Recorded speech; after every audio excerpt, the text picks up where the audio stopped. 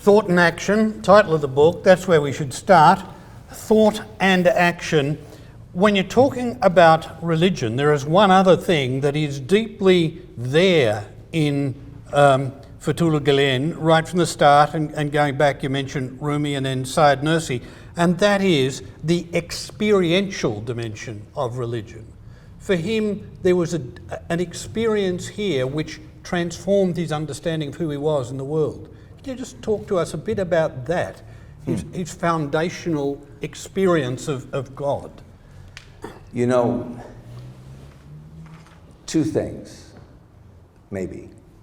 For starters, if one reads his family background, not his parents, his grandparents, and the genealogy that carries back, he has inherited this extraordinarily deep and broad underpinning of piety. But more than that, you read about his childhood, and if you're familiar with, for example, the account of the childhood of someone like St. Catherine of Siena, who already at the age of 4 or 5 sensed a calling from God, and in her case, it was to become a monastic, to serve the world by withdrawing from it. And there's the story that her father went looking for her one day because she had kind of disappeared. And there she was sitting by a fountain. And he saw sitting on her head a dove, which of course in Christian art is the symbol of the Holy Spirit. And as he approached her, suddenly the dove, it didn't fly off, it just disappeared. And he understood it, therefore, to be the Holy Spirit resting upon her, as it were, and understood that any opposition he may have had to this intense piety for this little girl who was too young to have so much piety tucked into her, that he'd be wrong and she'd be right.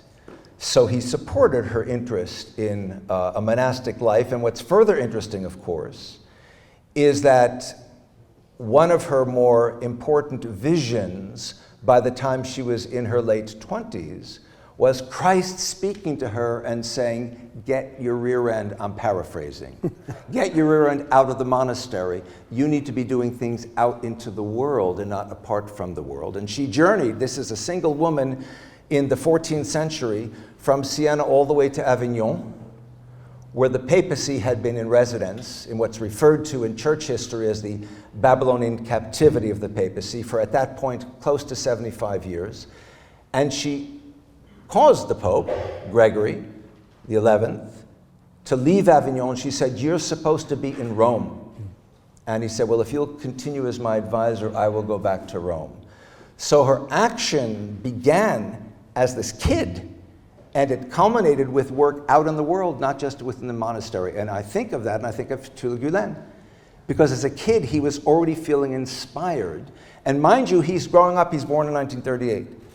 So he's growing up in a post-Ataturk reality in the mid-1940s, where Turkey is rabidly secular, where women are not permitted to wear scarves outside the house, where expressions of religious interest, much less fervor, were more than frowned upon. In fact, if you read biographies of Fethullah Gülen, there is some confusion as to his birth year, because when he was born, it was forbidden to give someone a name like Fethullah. Allah is in the middle of that name. To have the name of God within your name was considered not acceptable.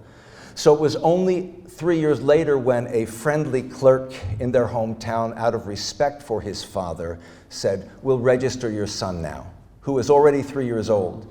So you sometimes get his birth year as 1941, whereas it was actually 38. But by the time he was 9 or 10, he was already what's called a hafiz. He had already memorized the entirety of the Quran.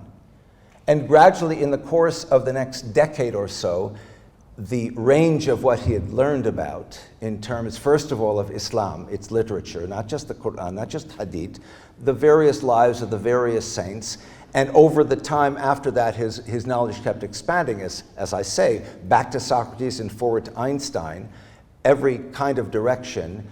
He, like Catherine of Siena, had moved out into the world and realized My job is to encourage people to be fixing the world out there and not to be hiding in meditation.